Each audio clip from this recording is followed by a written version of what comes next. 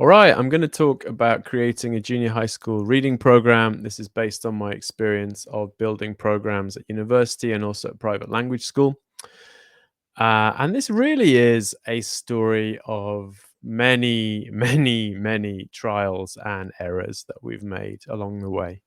And I think that's the key. So there's no one good way to make a reading program. It's very much a case of developing a reading program over time that's a good fit for you, that's a good fit for your institution, that's a good fit for your students.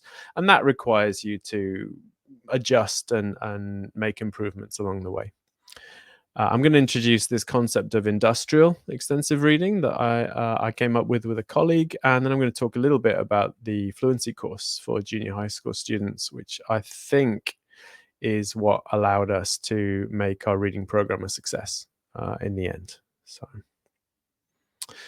Right. Let's make this a bit bigger. Okay. So basically, I think the secret to success in developing extensive reading programs is this idea of Kaizen. So Kaizen is a Japanese industrial concept where you make small adjustments to make things better constantly.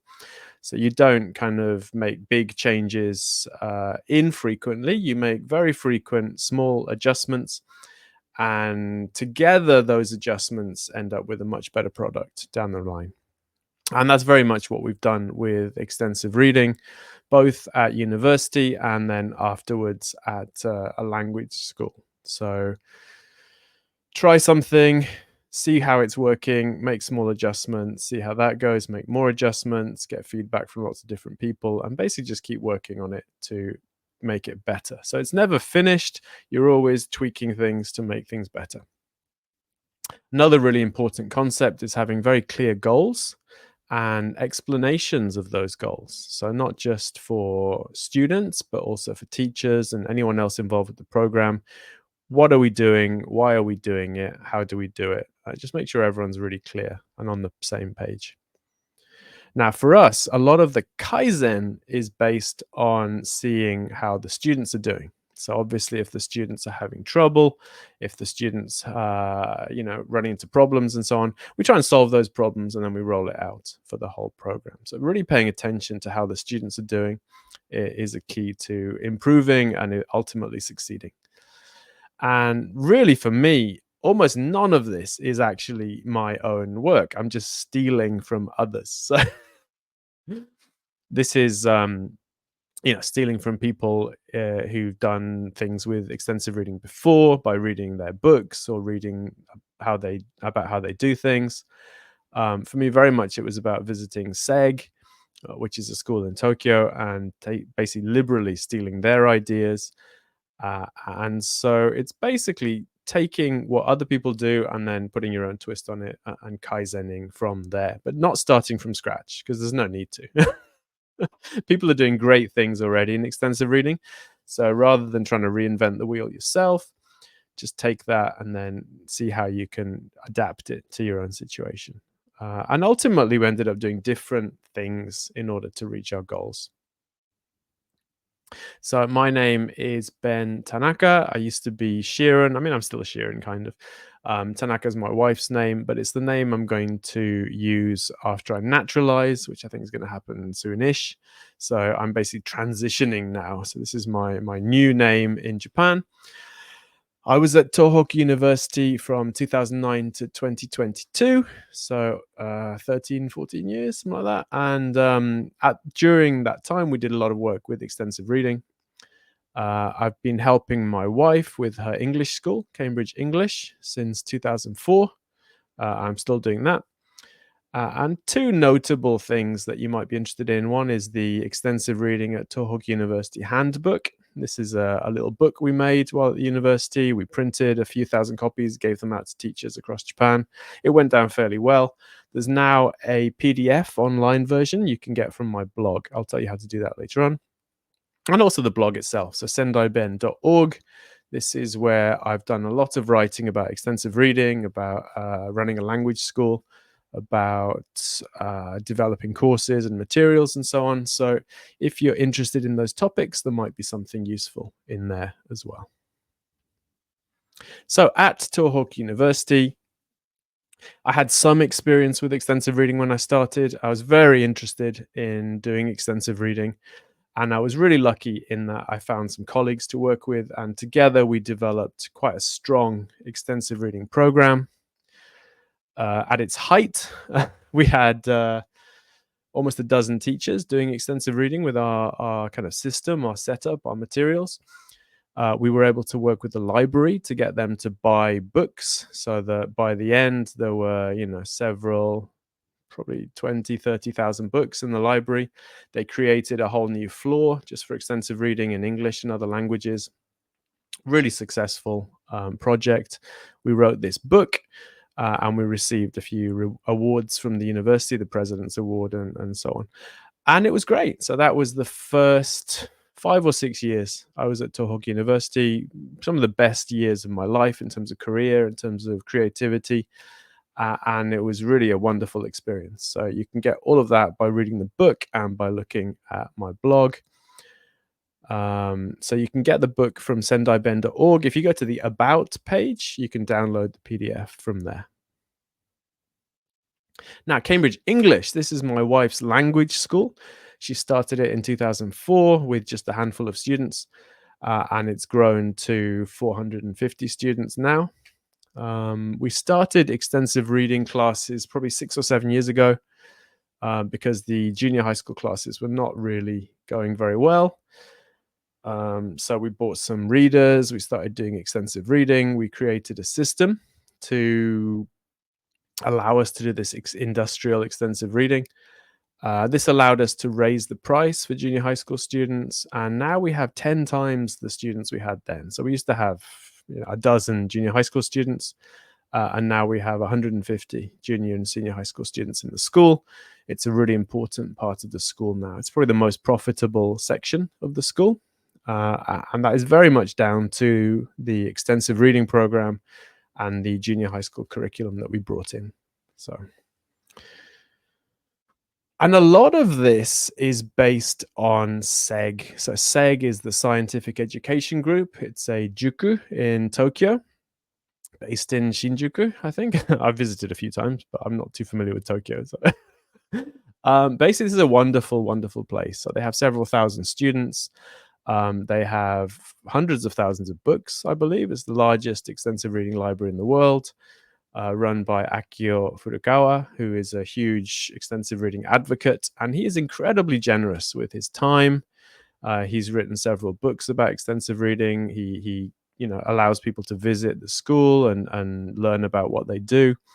And it's a really wonderful resource. If you're able to visit, definitely take that opportunity. I wrote an article about this. So SEG invited me to come back and write about them. And I wrote an article for their publication that's also on my blog. So if you're interested, you can read about that on sendaiben.org as well.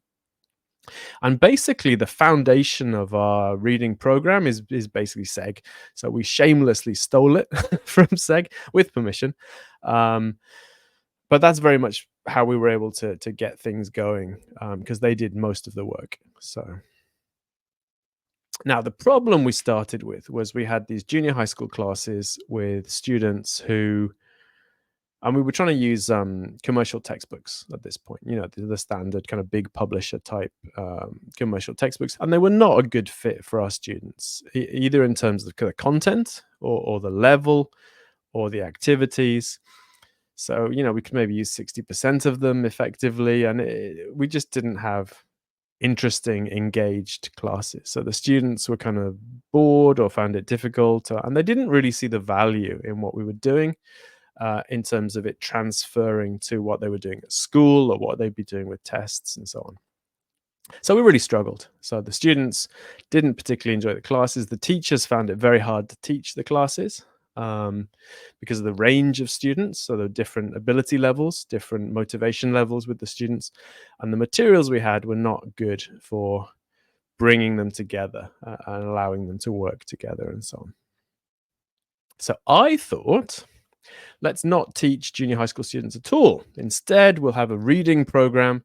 So the students will come in and just read books based on what I'd seen at SEG. And I thought, okay, this will allow us to have different levels in the same class, and one teacher could supervise a larger number of students. This would be really good for the school, and it would be good for the students because by reading, they could improve their English skills and so on. And this did not work very well at all. Experienced teachers probably knew that was coming. Um, the one thing that came out of it that was good is that we developed this industrially kind of system. Basically, what that is it's a way for less knowledgeable, less skilled teachers and staff to do extensive reading. So we made this reading checklist. This is version 3.1. We've kaizened it a lot. And basically, this is a list of all the lower level books we have. And by using this list, any teacher or any of our interns, we have interns at the school who are university students that used to be our students. We ask them to come and work with us, and they run the extensive reading classes for us. And they can use this list to give books to students, keep track of what students are doing, and it allows a less skilled person to run an extensive reading class. Probably not necessary if you're the only teacher and you know about extensive reading, you know the books you have. But if you don't, if you've got colleagues that are less knowledgeable, less interested, this is a really good way to run things. Obviously, it's not as good as having highly skilled teachers like SEG does, but SEG takes years to train their teachers to be able to do what they do. And we didn't have that option, really. So we replaced them with a system that's maybe 80% as good, but it allows us to do what we do. Now, extensive reading for junior high school students as a standalone class was a complete failure, I think because of these two reasons. So one was many students lacked the kind of basic reading skills that would allow them to do extensive reading effectively.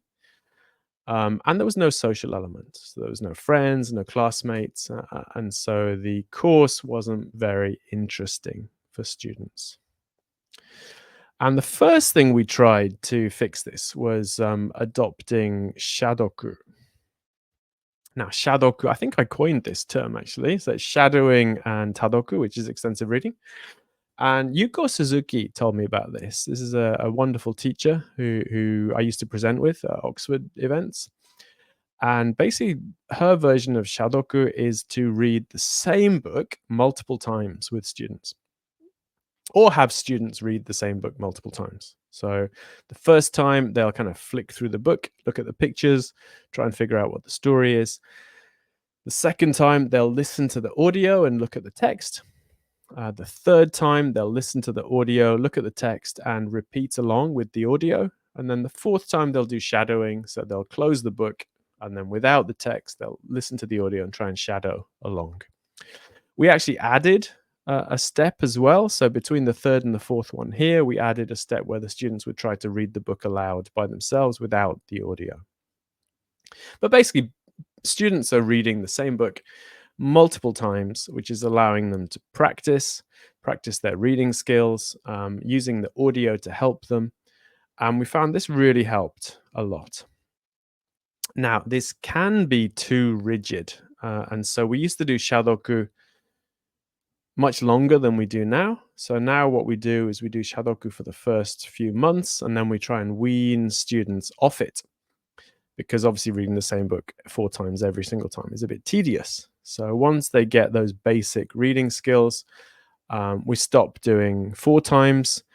And so we'll switch to maybe reading it twice, for example. So you'd listen to the audio, look at the text, and then listen to the audio and read along with the audio, with the text. And then after that, they'll just read the book normally with or without the audio.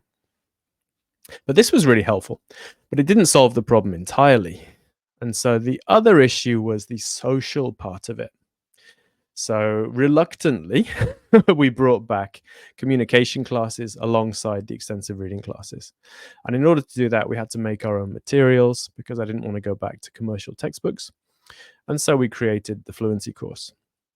Now, the fluency course focuses on fluency, which is kind of, in my mind, it's developing automaticity with language so that, you hear and respond without really thinking about it. So you're not thinking about the language, you just kind of hear and it's like an instinct, right? It's kind of, and also focusing on the social element. So they're practicing with their classmates. And then the final thing is the relevance. So the content is very much a familiar content that seems relevant to the students. So the first level for junior high school first grade students focuses on their daily life. And it's trying to get them familiar with basic sentence patterns and then timed reading with short texts. And this is great alongside extensive reading. So this gives them skills they can use with extensive reading. Extensive reading gives them skills they can use with this. It's a really good combination. And they're doing this kind of activity. So they're using Quizlet to learn vocabulary. They're doing question practice. They've got workbooks for writing. They're doing timed reading. We're doing dictation practice. And basically, these are all short, active, easy to understand activities that are helping them build skills. Level 2, we focus on Japan. So we're focusing on history and culture and so on. And this is because they're going to need to know about this stuff and be able to talk about it in English if they meet foreigners. So if people come to Japan to visit, they're going to want to talk about Japan. And if you meet people abroad, they're often going to ask you about your home country, Japan. So this is basically giving students the skills to communicate about that. It's very much like level 1, but a bit more difficult.